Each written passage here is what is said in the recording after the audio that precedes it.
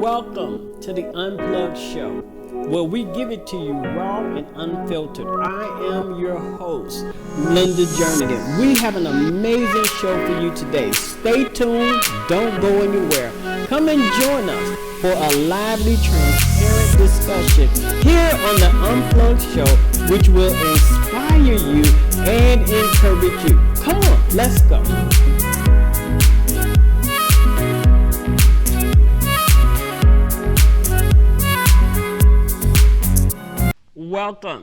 Welcome to the Unplugged Show. I am your host, Jernigan, and I am so glad that you have decided to come and hang out with us once again. On last week, we introduced to you the Unplugged Show, the concept behind our very unique title. I hope that you gained some information, and because you're here again, I know that you were inspired. Y'all, we have a magnificent show for you today. I'm going to share with you, as I told you, Unplugged is about being unfiltered and giving it to you raw without any chaser. So I'm going to talk to you today, and I'm going to bring you into my own personal life journey. As I said, that our other guests who will be coming in future shows, that they will be sharing with you as well. But hey, I'm a leader. So in the words of John Maxwell says that a leader knows the way, a leader goes the way, and then a leader shows the way. So it wouldn't be that good as a leader for me to have people to come to unplug and to be transparent and to be vulnerable, but I myself stay reserved. This is about not being politically correct. We do not want to be super sensitive individuals, but we want to show up as our authentic self. So I know you're saying, well, Linda, I'm looking at you now, and you have on jeans, you have on your boots, you have on a blue jean jacket that's kind of like unorthodox. But I also heard that you are a pastor. And I also heard that you are an evangelist. But you do not look like one. You have tattoos, so maybe you don't present yourself as what a traditional pastor or an evangelist would actually look like. Those are questions that I have heard through the 20 plus years that I have been saved. And in that, I decided today that I was going to take your questions and I was going to answer them so that you can get to know me. I'm showing up as my authentic self. I am showing up, as I told you, that all of our guests will. I'm showing up just as Linda. Not as Pastor Linda, not as Evangelist Linda, not as Linda, Auntie Linda, not even as Professor Linda, not even as Teacher Linda, just Linda Jernigan, the person who was born and created by God. As my birth certificate says, Linda Jernigan. Okay, great people. As I said, John Maxwell, he says that a leader knows the way. A leader goes the way. And then a leader show the way. This is my attempt and endeavor to show you the way through my process and through my journey for the hope that you see at the bottom of this screen. You'll see my email address. You'll see my contact information. I would love to hear from you. So email me your questions, your comments, and your concerns about what I am talking about today. Now, I'm a little bit over 21 years old. I've been told you I've been saved 20 plus years, about 23, 24 years. So that tells you I'm a little bit older than 21. And on my journey, I've had almost two lives. I have my before Christ, my BC days, and then I have my after Christ days. And both of those worlds are, literally different. They are not the same, at least for me. Remember, Unplugged is about me showing up as my authentic self to share my journey, to share my path, and to bring you into my experiences with the hope that you will be inspired and you will be empowered and you will be encouraged so that you will be able to overcome obstacles and any challenges that you may experience in your life. As we said on last week, within impossibilities is encapsulated in impossibilities is the potential possibilities. So just because something is hard, let me say it this way. Just because something is hard, it doesn't mean that it is impossible.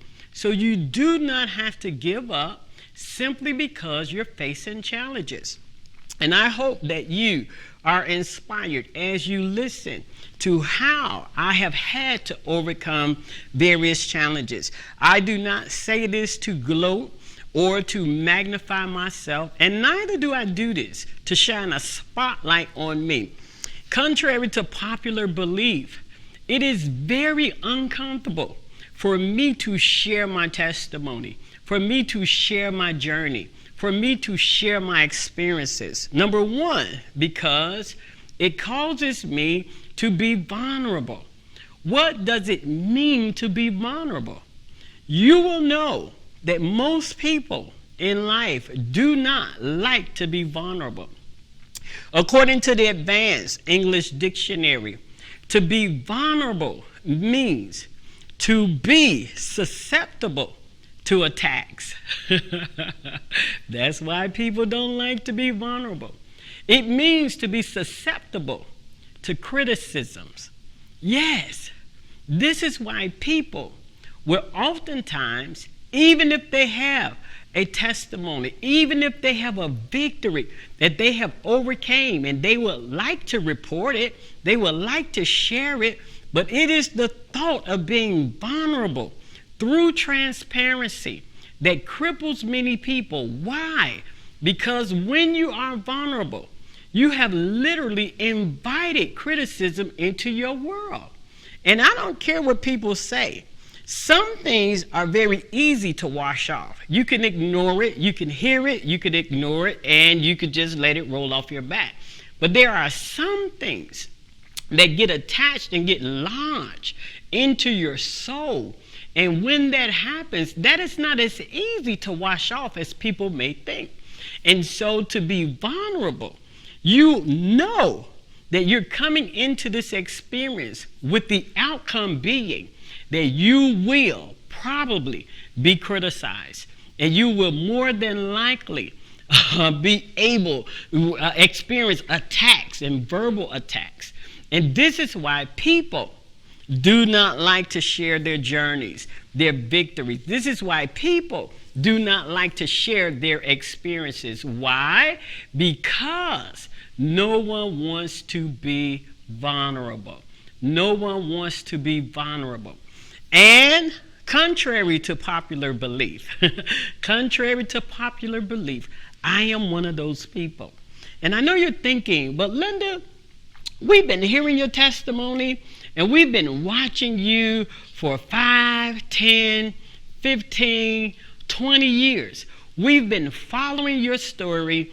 We've been listening to your testimony of deliverance. But have you ever thought about the price that I have paid in being transparent, in being vulnerable, in the hopes that I was helping someone else?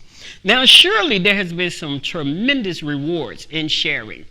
Surely that I have benefited greatly from sharing my testimony. I have been to various churches and organizations. I have testified before Congress. I have testified before the Illinois State House of Representatives and the Senate.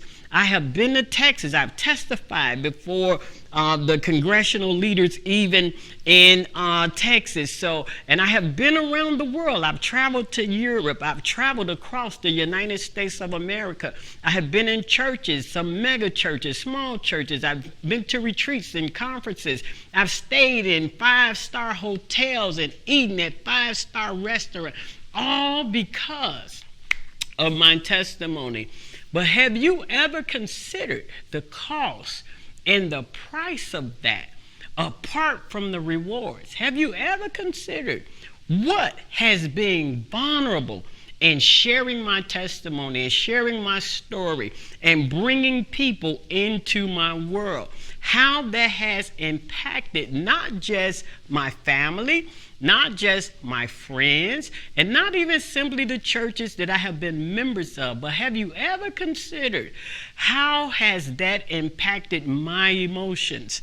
I know that there are many people who say, I want to be like Linda Jernigan.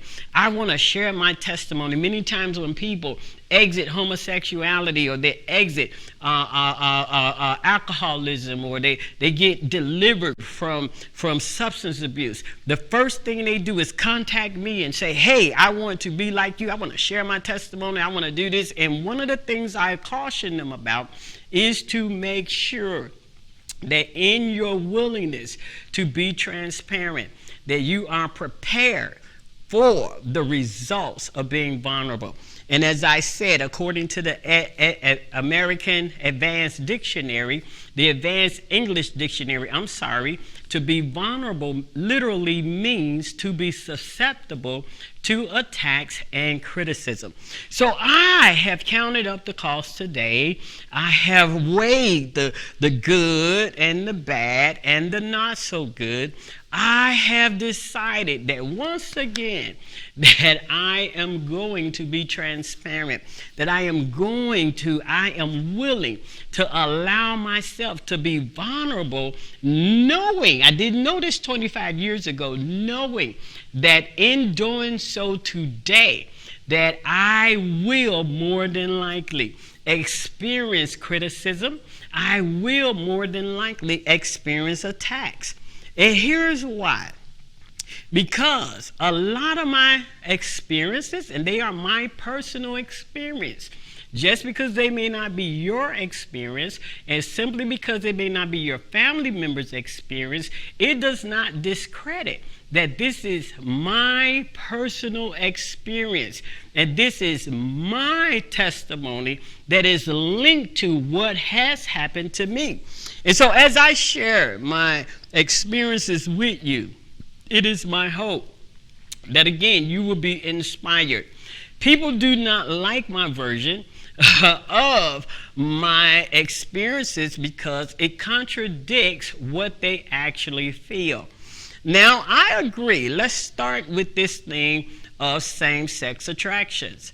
I believe from my own personal experience, this is where I get in trouble with church people. I believe that it is very possible that people can be born with same-sex attractions. When I was younger, remember, this is my experience. So when I was younger, I do not remember a time in my life where I decided that I was going to be attracted to women. I cannot recall that day, that moment, that time in my history that I said, you know, I am annoyed with being attracted to boys or liking boys or being with men, and so I think I'm going to go with women. That was not my experience. I understand that there are people who are bisexual. There are people who are sexually so fluid that they do not have a preference. They're not bent to one or the other. They just love for the sake of loving. I understand that those people are there. That has not been my experience. But let me tell you that what my experience was. My experience was I was a young girl and I was being raised in a Christian family, Christian environment. And so I know that some of you all have heard the story. So for those of you who have, y'all be patient over the next 3 minutes, okay? This is for the people who are just getting to know me for the first time. So I was raised in a Christian family home, but not with my biological parents.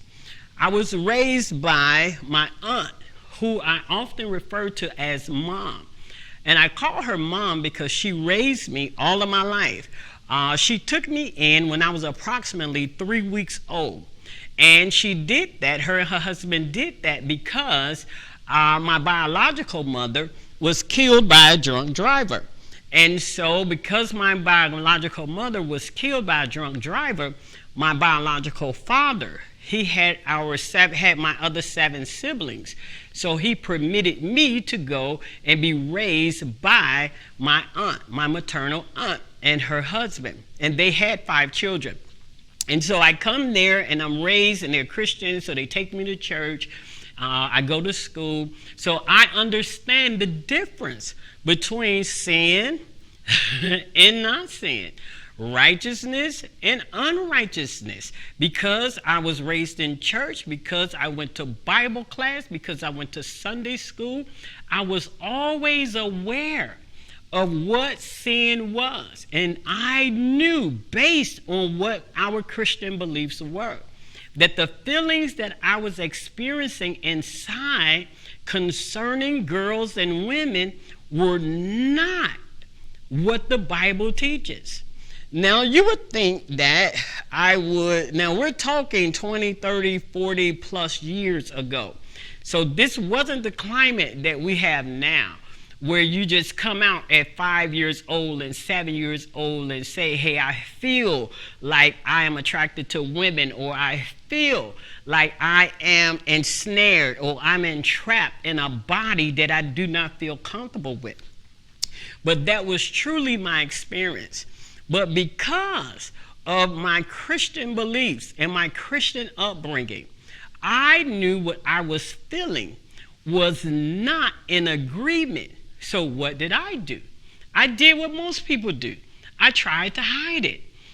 I tried to drown it. I made every attempt to suppress it. Why? Because number one, I wanted to be pleasing to God. I liked being in church.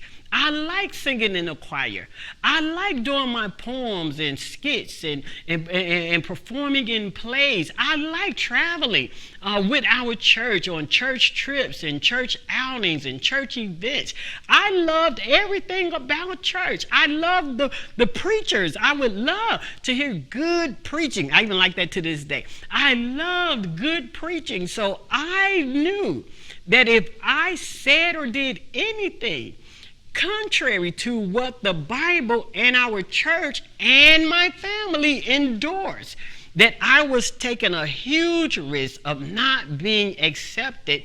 And at the time, I was not able. I didn't have enough character. My character wasn't strong enough for me to be able to endure that. So I did what most people did at that time. What did we do? We literally suppress it. We hide it. And I lived most of my childhood into my teenage years, even into middle adulthood, hiding and suppressing my true, authentic feelings. Now, you remember that I told you on last week that Unplugged is where people can come and they can show up as their authentic self. That this is the place, this is the space that none of our guests would ever have to pretend to be anything other than what they are. This is where you don't come and have to be your title, or you have to be your degree, or you have to be your position. No, at Unplugged, we expect you to just be yourself. And so in just being myself today, I'm taking you into some of the most painful years of my life, which formulated and which actually caused me to live other years in total rebellion. Because after being suppressed and after being oppressed for so long, you can only do that temporarily before who you really are comes to the surface. And so I wanted to hide it. I wanted to be accepted by my family, by my friends, by my church. So I hid it. But I was acting in ways that wasn't typical for a 10-year-old, a 12-year-old, a 13-year-old. And so my family decided we need to get this girl some help. In other words, she's just too bad. She's bad, badder than bad, plus bad. And they said we need to do something about this to kind of assist her so that she can get the help that she needs. And they gave me a mentor. And this young lady actually ended up being the first female that I had a sexual encounter with. Yes, you heard that correctly. My first lesbian experience was with a woman in my church who started off as my mentor. But she didn't do anything that I didn't want because I had been struggling for so long, and she saw it. She saw the internal struggle. She saw the mannerism and had the courage to speak to it. She saw that I didn't act like other girls. I didn't walk like other girls. I didn't wear the same clothes as other girls, because when I got older and I was able to buy my own clothes, I pretty much dressed like you see me today. So no, I didn't wear canary yellow dresses and patent leather shoes and lace socks anymore. No, I came into my own, which was jeans and T-shirts and baseball caps and jerseys. Because why? I wanted to be my authentic self. And what made me comfortable was my clothes. And so the first thing I did when I became empowered was I changed my clothes. No more tights, no more patent leather shoes, no more pink and yellow dresses, no more ribbons and barrettes in my hair. Let me be me, my authentic self. Now, the caveat to this was I never forgot the things that I learned in church. But more importantly, I never forgot the relationship that I had established with God the Father. I had never forgotten the songs and the hymns and my encounters and my experiences with Jesus.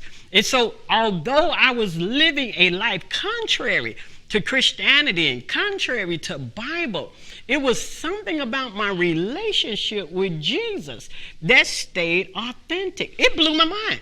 I know it's blowing your mind right now, because you're thinking, how can you? Remember I told you that I'm showing up as my authentic self? I know that you're thinking, well, Linda, how can you? How can you say that you were living a life contrary to the Bible, but you feel as though your relationship with Jesus was still authentic? Well, in the old saying is that I really believe that God knows our heart. Now, in most contexts, when we say that because we want a pass for bad behavior. We want to say, well, God knows my heart, as an excuse, so that we do not have to come into compliance, so that we do not have to be obedient. We use that as a crutch to excuse bad behavior. That's not what was happening with me.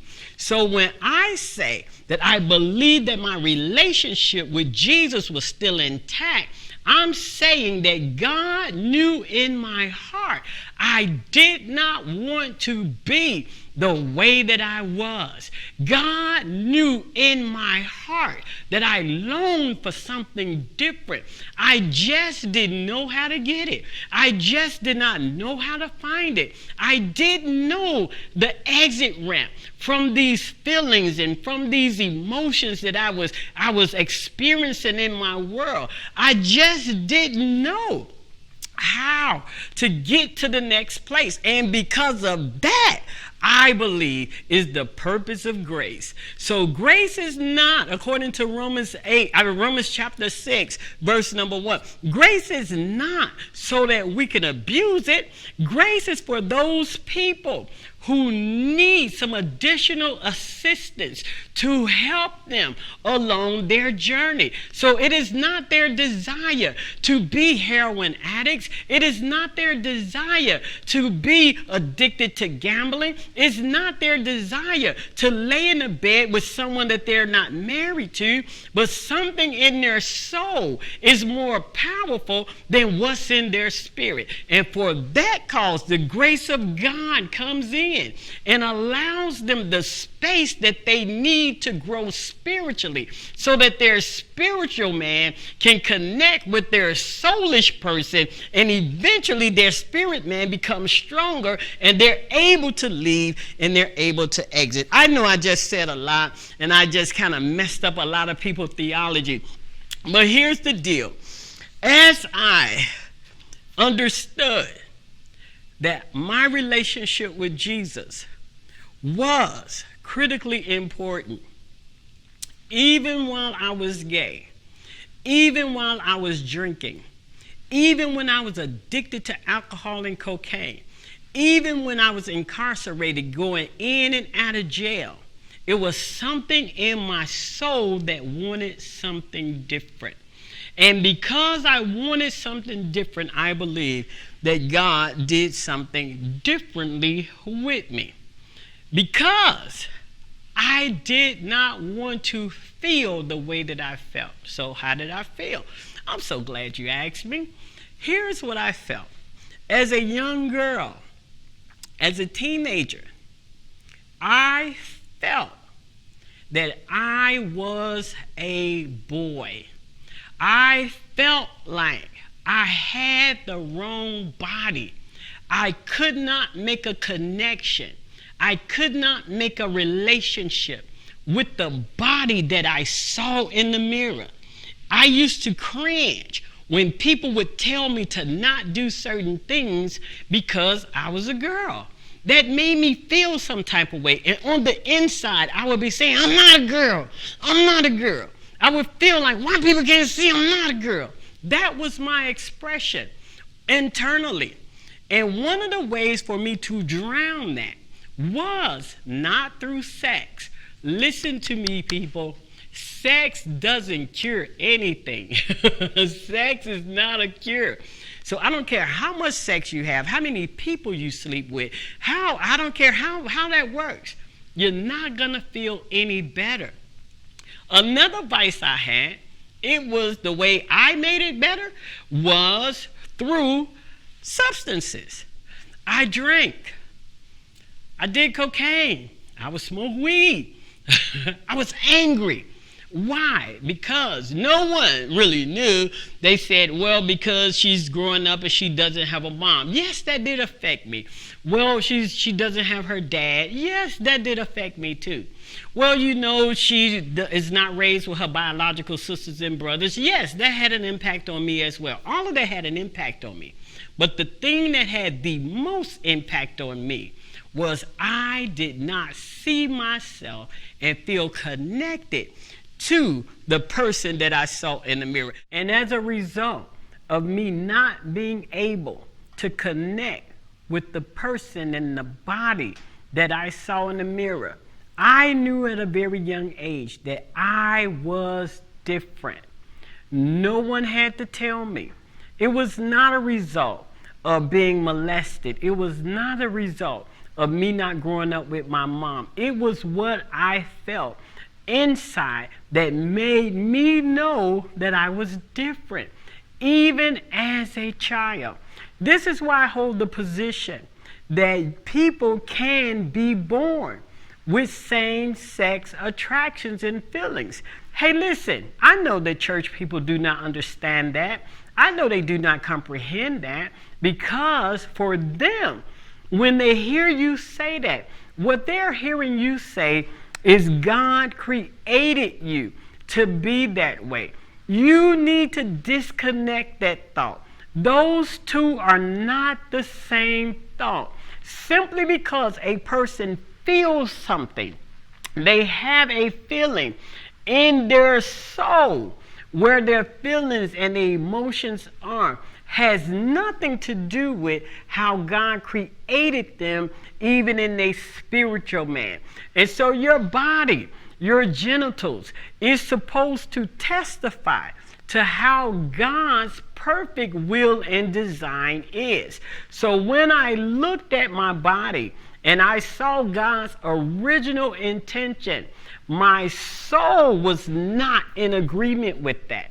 Why do I say that? Because I felt different. My spirit was, and my body was the testament of what God wanted me to be, and that was a girl, that was a woman, and that was God's divine creation, that was his plan. But what I felt in my soul was different. Now, if you are a Bible-believing Christian, you heard David say in Psalms 51, David said, "In sin did my mother and my father conceive me. I was born in sin and I was shapen in iniquity." So here is my hermeneutical thought on what's happened. So when the sperm meets the egg, this is God's perfect creation. And so you're born a male or a female. You're born a woman or a male, a man. Now, that's God's perfect creation. Now, somewhere in between there, Satan, who is the counterfeit, who cannot create, the only thing he can do is imitate. He waits for an opening so that he can get legal right to come in and be able to influence or poison God's great creation. So when the sperm and the egg meets and it's in the uterus, there's a thing called rejection. And so when rejection enters the soul, there is a manifestation of that rejection. It can manifest as bloodline addictions. It can manifest. We understand that there are traits that is passed through the bloodline. If you need biblical context for that, you can read Exodus chapter 20. I just told you what David said. I was born and shapen in sin and iniquity. I was conceived in this. And then Exodus 20 talks about how that God said, as a result of iniquity, that he is going to visit the sins of the father to the third and fourth generation. So what that means in plain terms is when your parents sin, when your grandparents sin, when your great-grandparents commit iniquity, not just sin, but iniquity against God, that God's payment for that is one or two things. Either it continues on or it stops when blood is applied. That's how God is repaid for sin. That's his remedy. So in the old days, in the Old Testament, that's how come people had to bring the blood of animals. Priests had to go in and make sacrifices. Why? To make atonement or at-one-ment or for forgiveness.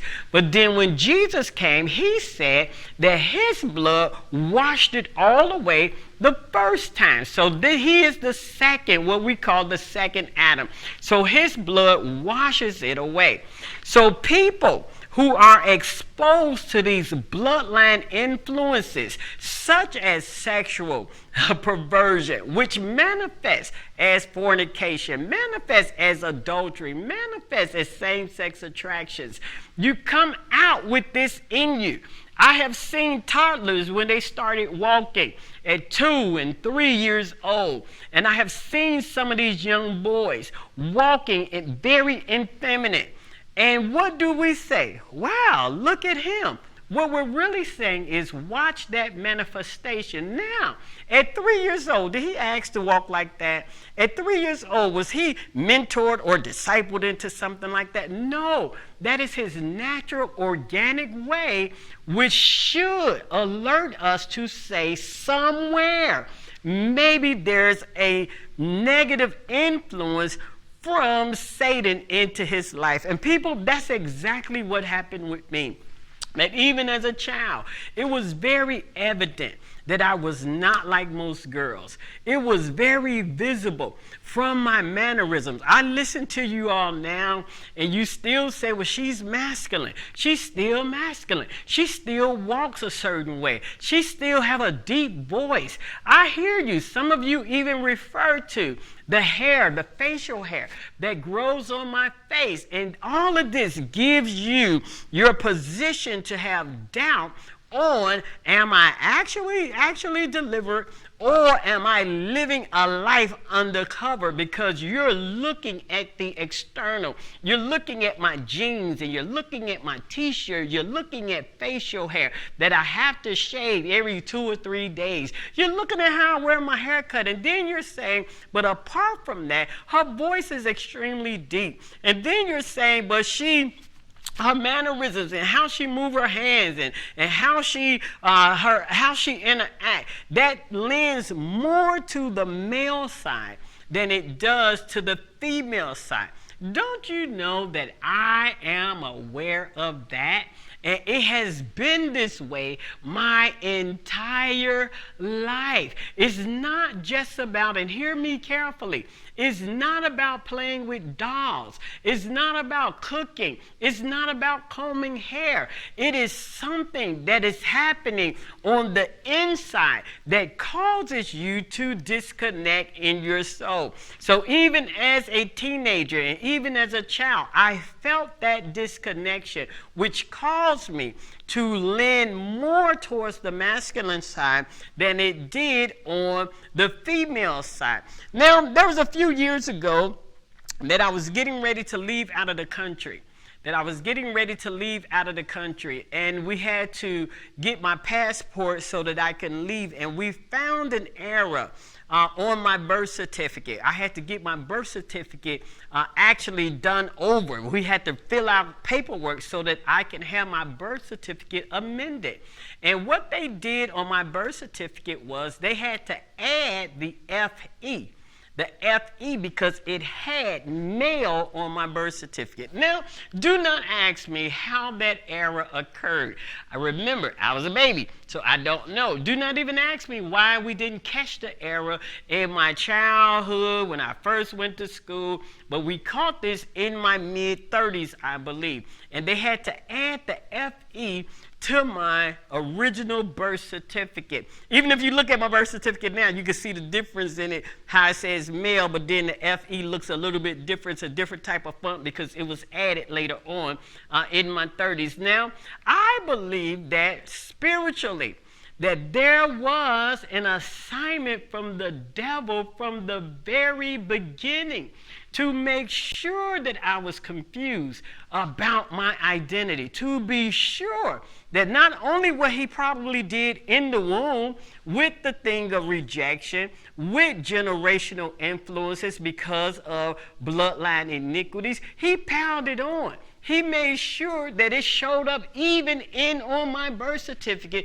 that I would be declared a male. And so now as a teenager and as a toddler and as a kid, I'm growing up with all of these adverse feelings. Why? Because it was the plan of the devil.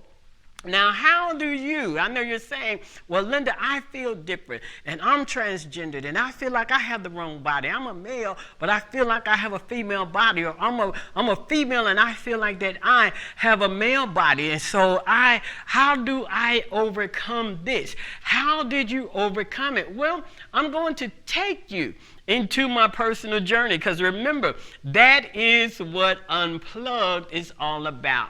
That I'm not talking to you today as Pastor Linda. I am not talking to you today as Evangelist Linda. I'm being my authentic self. Why? So that you will be inspired, so that you will be encouraged, so that you can be empowered to do what? So that you can overcome obstacles. So how did I overcome? What brought me out? Here's what brought me out. I was with a young lady, and she had started going to church, And when she went to church, she wanted me to go. I didn't want to go because I had been there, done that church thing. I was hanging out with church people. We were drinking together. We was hanging out. We was getting high. The only difference between me and church folks was I didn't get up and go to church on Sunday mornings. But I thought that there should be a difference between Christians and non-Christians. And so I didn't want to be a hypocrite, so I wouldn't go. So I went to church with her one Sunday because she had been asking, and I went to church intentionally to try to save my relationship. I knew that I was losing her. And so as a result, to try to keep my relationship with her, we had been together for nearly 15 years. We had raised 2 boys. I didn't want to lose her. And so I said, I'll go to church with you on this morning. When I went to church on that particular Sunday morning, something different happened to me. Now, I had been to church on several other occasions. My family still had their church. So I would go on anniversaries and special occasions. There was a couple of times, but I was not an active church attendee because of my position that I felt that I didn't want to be a hypocrite. But I went with her, and this particular Sunday, it felt all the way different from the moment that I walked in. And so I was sitting in the balcony of this church, and I began to just cry, and I began to weep. And the issue with that was I had been out drinking till 5 o'clock in the morning, so my initial thought was I was just intoxicated, and I was feeling very sentimental. That wasn't the case. People, the raw power of God began to minister to me. I had an encounter with God the Father. Jesus began to speak to me in that balcony.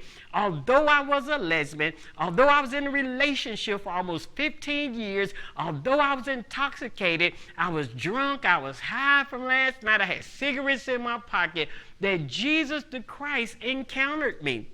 And when he did that, he gave me hope. He gave me hope, not for a better life or a new life. I always wanted that. I just felt like I couldn't have it because I hadn't seen anyone exit same-sex attractions. I definitely hadn't met anyone who thought they had a wrong body, so surely I had no confidence in the transforming power of nothing, because everybody I knew who was a fornicator, they were still fornicators, even though they went to church. Everyone who I knew that was in adultery, from the pulpit to the back door ushers, they were in adultery. I hadn't experienced anyone who had actually encountered the power of God where it made a difference in their life. But that day in that balcony, I began to weep, and I began to talk with Jesus and tell him that there was no way that I could be different, and there was no way, because I believed that I was born a homosexual. And I can tell you with assurance that not just me, but I've heard other testimonies from people who have come after me. They say the same thing, that this same Jesus told them what he told me over 20 plus years ago. And it is substantiated by people who has exited lesbianism behind me. He said that you too can be born again. It doesn't matter what you were born with, you could be born again. That was the phrase that gave me the hope. That was the phrase that made me feel as if I could be transformed. Now your question is, well, Linda, how long did it take? Did you leave church that day? Did you move out of the house? No. And let me tell you, let me be the first to tell you that when you have encounters with God, more than likely, this is the announcement of a new process. No one told me that day. And so I bumped my head. I made many mistakes trying to fit into the religious paradigm, to fit into the religious boxes so that church people could approve me and church people could affirm me. I mean, I have hurt my feelings because I did everything as a new believer, on fire for God, just very naive and just wanting.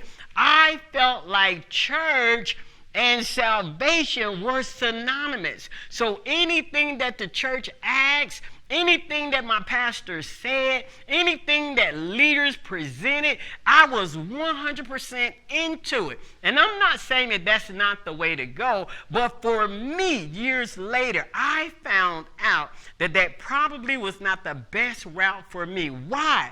Because the God of the Bible, the Jesus who I encountered in the Bible, in the balcony that Sunday, has proven, this is my own personal experience, has proven to be different than the God that's in most of these churches, the Jesus that is in most of these churches. He revealed himself to me in a different way than it appears that other people in the churches have these encounters with him. In fact, I'll go as far as to say, but I don't even believe that many people in church, on the praise team, preaching and teaching the gospel, I don't even believe that they have ever had an encounter with Jesus. The way that they live and the way that they act and the things that they do, that wasn't my journey. My journey started with the word from the Lord that I could be born again. And that was my recruitment phrase. That was the thing that incited me. Why? Because my entire life, I did not want to be the way that I was. I wanted to come out. I wanted to be different. So I know you're saying, well, Linda, are you heterosexual or are you homosexual? Because we look at your clothes, we can still see some of the mannerisms. And so I want to know, how do you identify as now? Let me tell you, there's a LGBTQIA.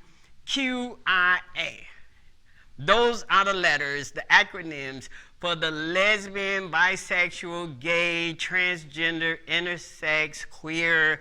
I know I'm saying them out of order. But the A is asexual. The A is asexual. What does that mean? I'm going to give you a biblical term for asexuals. It's called eunuchs. There are eunuchs. Some people are eunuchs because they were born like that. They have no sexual organs, but they also have no desire. And then there are people who became eunuchs. Now, when you look at the Apostle Paul, I know I'm messing up a lot of people's theology. I know the spirit of religion is rising real strong right now. So when you look at the Apostle Paul began to speak towards some things like this. He says in 2 Corinthians that he had something that was in his flesh. And he said he went to the Lord 3 times. And the Lord says that this is what I need you to understand, that my grace is sufficient for you. Now, did God deliver Paul? He probably did. But did he take the pain of that situation away from him? No. Then why do you think that is? Now, when you read John, it talks about the man who was on his bed. And then Jesus told him to take up his bed. So he had to carry this bed with him. And so the revelation, my hermeneutic interpretation from that is this, that there are times that God will deliver you.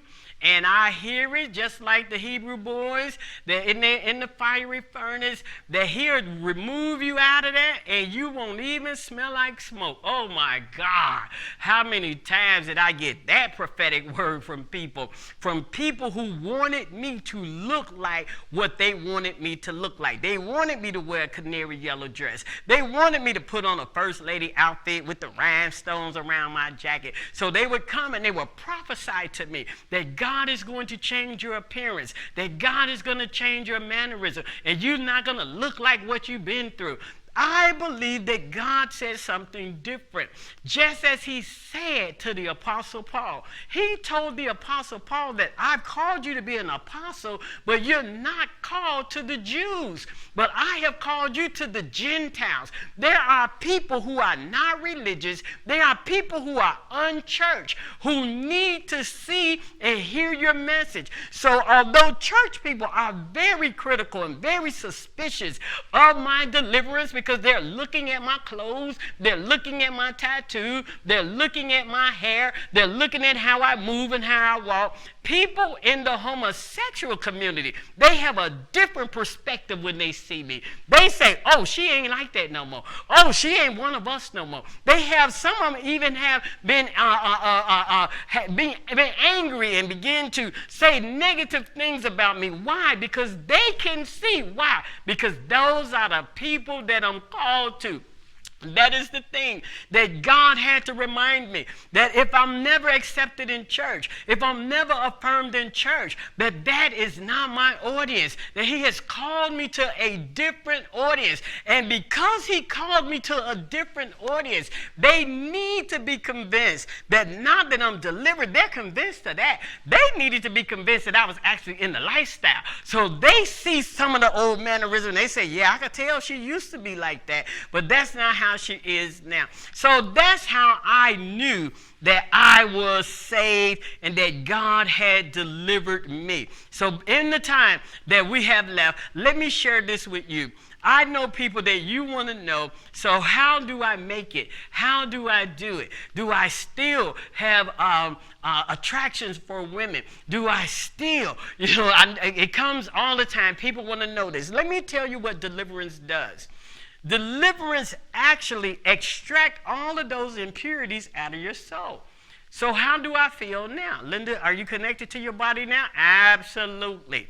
Absolutely. Since I got saved and delivered, I don't wear men clothes. Before, I would only wear men clothes. I would only wear men cologne. I could only wear men's shoes. But since that day, I only wear women clothes. Are you saying all them t-shirts? Yes. All of my t-shirts, all of my jeans, all of my jackets, even my socks, it says women. Even my Jordans. I don't even wear unisex Jordan gym shoes. They have to be women. Why? Because since I've been delivered, I am uncomfortable now in the things that I was once comfortable with. So am I connected to my body? Absolutely, I am connected to my body. Now, don't get me wrong. Satan is who he is. And so he has moments that he attempts to tempt me. He wants to tempt me back into the old life because he's the accuser of the brethren. Just like he did with Job. He said, God, you have a hedge around Linda. And so, of course, Linda ain't gonna do anything. So if you let me test her a little bit, we'll see where she's at.